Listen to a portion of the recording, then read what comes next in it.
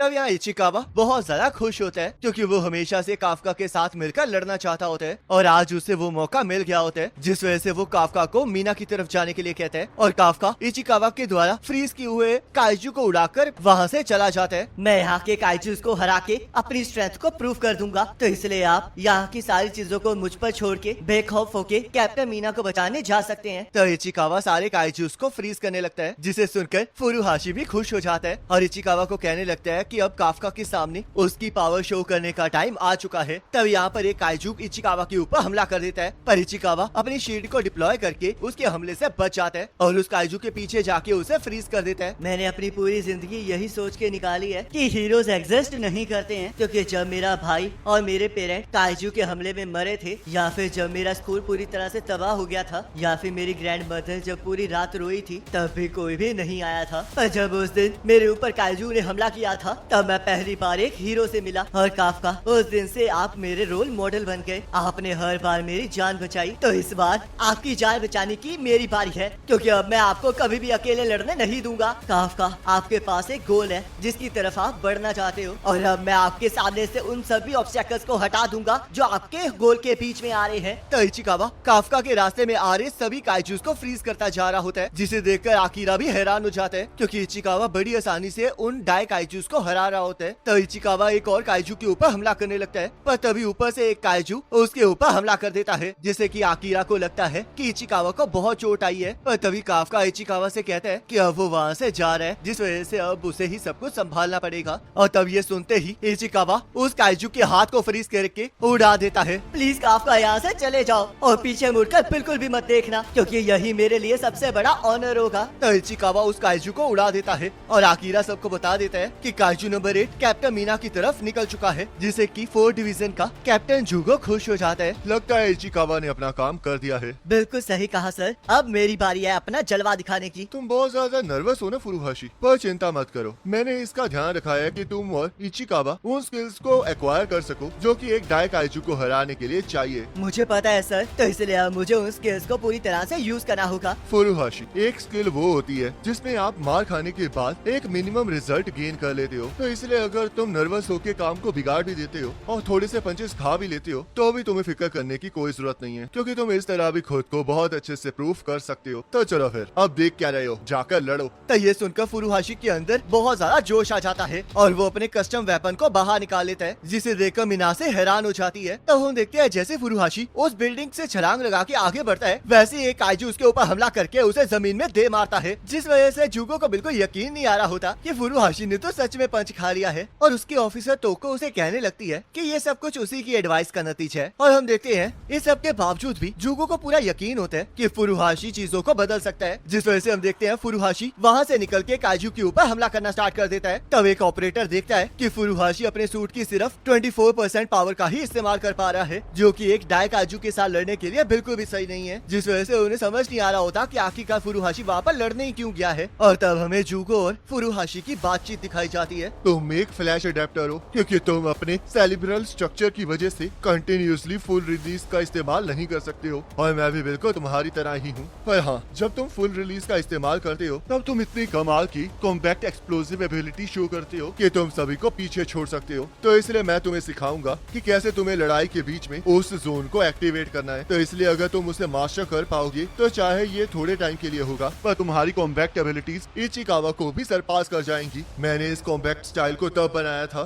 जब मैं एक प्रोडिजी किकुरु की माँ के अगेंस्ट कम्पीट कर रहा था, तो इसलिए जाओ और उसका इस्तेमाल करो। तब यहाँ फुरुहाशी अपने वेपन से काइजू के ऊपर हमला कर देता है और उसकी गोलियां काइजू के अंदर से ही इलेक्ट्रिसिटी को जनरेट करके उसे बीच में से फाड़ देती हैं, जिसे देखकर सभी लोग हैरान हो जाते हैं। और हम देखते हैं फुरुहाशी की कॉम्पैक्ट पावर 88% तक पहुंच चुकी होती है, जो कि एक कैप्टन क्लास जितनी होती है। तो ये सब कुछ सुन के इजुमो भी एक्साइटेड हो जाता है और अपने कस्टम वेपन से काइजू के ऊपर हमला कर देता है, पर वो काइजू फिर भी इजुमो की तरफ बढ़ रहा होता है, जिस वजह से ऑपरेटर को लगता है कि उसके हमले की फोर्स बहुत ज्यादा कम है। पर तभी वो काइजू एक ही जगह पर फ्रीज हो जाता है। मेरे पास किकोरू की तरह फ्लैशी वेपन नहीं है, और ना ही इचिकावा की तरह टैलेंट है, और ना ही फुरुहाशी की तरह अनप्रेडिक्टेबिलिटी है, पर मेरे पास ये कस्टम वेपन है जो कि मुझे पूरी तरह से डिस्क्राइब करता है। तो आयोई, मैंने अपने टॉक्सिन से अब इसे रिस्ट्रेन कर दिया है, तो इसलिए इसके ऊपर हमला कर दो। तब आयोई उस काइजू के सिर के ऊपर चढ़ के अपने वेपन से उसके सिर के ऊपर हमला कर देता है और उसके सिर को फाड़ कर देता है, जिसे देखकर ऑपरेटर बहुत ज्यादा खुश हो जाते हैं। चलो आयुई, अब और भी ज्यादा काइजूस को मारा जाए, पर क्या तुम इसमें मेरा साथ दे पाओगे? ये तो बहुत ज्यादा बेवकूफी भरा क्वेश्चन है। तो हम देखते हैं रीइंफोर्समेंट के आने की वजह से काइजूस और डैमेजेस कम हो रहे होते हैं। तो ये है थर्ड डिवीजन की कैपेबिलिटीज, और फिर भी हमारा एनिमी नंबर में बहुत ज्यादा है और उनकी स्ट्रेंथ भी बहुत ज्यादा है, जिसका मतलब जब हमारी न्यू जनरेशन थक जाएगी तो ये लोग हम पर फिर से भारी पड़ जाएंगे। आईजी, अगर हम लोग काइजू नंबर 9 को हरा देंगे तो ये काइजूस भी रुक जाएंगे। आखिरकार तुम कहना क्या चाहते हो? इन काइजूस के पास अपना दिमाग नहीं है, बल्कि ये तो किसी आउटसाइड फोर्स के जरिए सिग्नल्स को रिसीव कर रहे हैं। तो मेरे हिसाब से ये वो किलिंग मशीन्स हैं जिन्हें काइजू नंबर 9 मैनिपुलेट करता है। तो इसलिए हमें अभी के अभी काइजू नंबर 9 के ऊपर हमला करना होगा, क्योंकि हमारी रीइंफोर्समेंट अभी भी लड़ने के काबिल है। पर अगर हम टाइम से पहले उसे हरा ना पाए तो फिर बिल्कुल वैसे ही होगा जैसे कि काइजू नंबर 9 ने प्लान किया है, और टोक्यो हार जाएगा। मीना, तुम्हारी स्क्वाड के न्यूबीज पूरी जी जान से लड़ रहे हैं, तो इसलिए तुम काइजू नंबर 9 को खुद को एब्जॉर्ब करने नहीं दे सकती। तब यहाँ हम देखते हैं मीना छोटी बच्ची के रूप में एक अंधेरी जगह पर होती है, जहाँ पर उसे कुछ समझ नहीं आ रहा होता और उसे ऐसा लग रहा होता है कि वो कोई इम्पोर्टेंट चीज भूल रही है। पर तभी उसे वहाँ पर बहुत सारे सोल्जर्स की लाशें दिखाई देती हैं, जिस वजह से वो जोर जोर से चीखने लगती है। पर तभी काफका वहाँ पर आ जाता है। मीना, यहाँ पर सब कुछ ठीक है, तो चलो यहाँ से चलते हैं, क्योंकि उस तरफ कोई भी डेड बॉडी नहीं है, और देखो मीको भी वहीं पर है। पर आखिरकार इन लोगों का क्या होगा? तुम इनकी चिंता मत करो, क्योंकि अगर तुम ऐसा करोगी तो तुम खुद को ही चोट पहुँचाओगी। पर मुझे ऐसा लग रहा है जैसे कि मैं कुछ इम्पोर्टेंट भूल रही हूँ। इसकी चिंता मत करो, और वैसे भी अगर तुम सब कुछ भूल जाओगी तो सब कुछ बहुत ज्यादा आसान हो जाएगा, और अगर तुम मेरे साथ चलोगी तो सब कुछ ठीक हो जाएगा। तो चलो आओ, यहाँ से चलते हैं। तब मीना काफका के पास जाने लगती है, पर तभी उसका टाइगर उसे रोकने लगता है, जिसे देखकर मीना को याद आता है कि वो उसका पेट बाको है। तब कोई चीज मीना को पकड़ लेती है। ये तो एक अनवेलकम गेस्ट है। तो तुम यहाँ पर अपने मास्टर को बचाने आए हो? तुम्हारे अंदर तो सच में बहुत ज्यादा लॉयल्टी है। तब बाको काइजू नंबर 9 के ऊपर हमला कर देता है, पर काइजू नंबर 9 उसके एक हाथ को उड़ा देता है और मीना उसे छुपने के लिए कहने लगती है। तब हम देखते हैं बाको काइजूस की तरह अपने आप को रीजनरेट कर लेता है। तो ये चीज एक वानबे काइजू है। तो ये बहुत ज्यादा रेयर स्पेसिमन हुआ। लगता है मुझे इसे डायसेक्ट करके इसके ऊपर स्टडी करनी ही होगी। तब मीना बाको को वहाँ से भागने के लिए कहने लगती है और उसे समझा रही होती है कि वो काइजू नंबर 9 के सामने नहीं टिक सकता, पर बाको उसकी एक भी नहीं सुनता और काइजू नंबर 9 के ऊपर हमला कर देता है, जिस वजह से काइजू नंबर 9 उसके शरीर में बहुत सारे छेद कर देता है और मीना को इससे बहुत ज्यादा दर्द हो रहा होता है। तब बाको फिर से रीजनरेट करने लगता है और इस बार उसकी रीजनरेशन स्लो होती है, जिस वजह से काइजू नंबर 9 को समझ में आ जाता है कि अगर वो बाको को ज्यादा गहरे घाव देगा तो वो जल्दी रीजनरेट नहीं कर पाएगा। तब बाको फिर से काइजू नंबर 9 के ऊपर हमला कर देता है। अब मुझे सब कुछ याद आ गया है।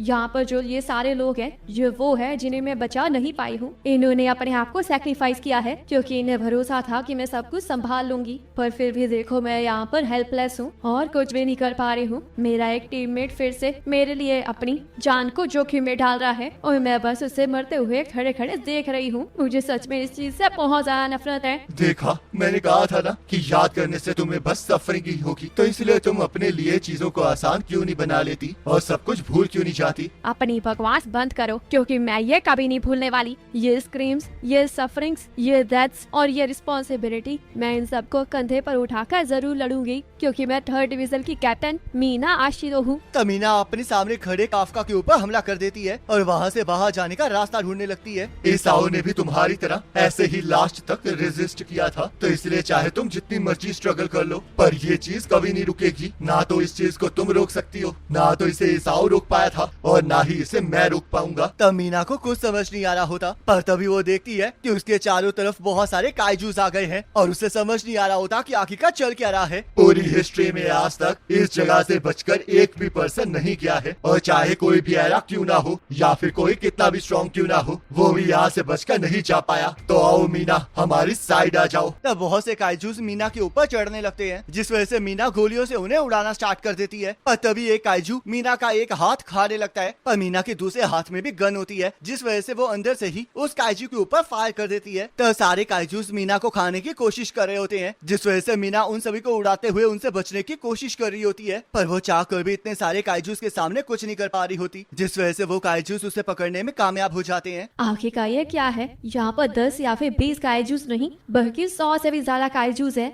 और ये सारे के सारे काइजू नंबर 9 के अंदर है। आखिरकार ये चल क्या रहा है? तब मीना फिर से फायर करके अपने एक हाथ को फ्री करवा लेती है और वहाँ से भागने के बारे में सोचने लगती है, पर तभी एक बड़ा काइजू उसे पूरी तरह से खा लेता है, जिस वजह से वो इसाओ की तरह अंधेरे में चली जाती है। मैं यहाँ पर नहीं जीत सकती। चाहे भाको मेरे लिए अपनी जिंदगी खतरे में डाल रहा है, चाहे मेरे साथी अपनी जान जोखिम में डालकर भी लड़ रहे हैं, चाहे लोगों को अभी भी मेरे ऊपर भरोसा है, और चाहे मैंने काफका से वादा किया था कि मैं उसका वेट करूंगी, पर फिर भी मेरी बॉडी मूव नहीं कर रही है और मैं फील कर पा रही हूँ कि मैं गुम हो रही हूँ। मैं सच में बिल्कुल भी अच्छी नहीं हूँ। काफका, जब मैं तुम्हारे साथ थी तब मुझे ऐसा लगा था जैसे कि मैं इनविंसिबल हूँ और मैं रास्ते में आ रहे किसी भी काइजू को हरा सकती हूँ, जिस वजह से मैंने अकेले होकर भी अपनी पूरी जी जान लगाई है। और लगता है फिर भी मैं अकेले काफी नहीं थी, तो इसलिए माफ कर देना काफका कि मैं काफका कॉर्प्स की वाइस कैप्टन नहीं बन पाई। यहाँ पर मुझे सच में बहुत ज्यादा डर लग रहा है क्योंकि यहाँ पर मैं बहुत ज्यादा अकेली हूँ। रुको जरा, क्या ये तुम हो काफका? पर नहीं, ये तो पक्का काइजू नंबर 9 ही होगा। चिंता मत करो मीना, क्योंकि इस बार मैं तुम्हारे साथ हूँ। तब हम देखते हैं काइजू नंबर 9 का वो हाथ उड़ गया होता है जिससे वो मीना को एब्जॉर्ब कर रहा होता है और बाको भी बहुत ज्यादा जख्मी हालत में पड़ा होता है, जिस वजह से हम देखते हैं कि मीना को बचाने वाला और कोई नहीं बल्कि काफका ही होता है। और काइजू नंबर 9 ये देख के बहुत ज्यादा हैरान होता है कि आखिरकार काफका वहाँ पर पहुँच कैसे गया है। और इसी के साथ ये पार्ट कंप्लीट हो जाता है। अब नेक्स्ट पार्ट का लिंक आपके स्क्रीन पर आ रहा होगा, उस पर क्लिक करके अगले पार्ट को देख सकते हैं।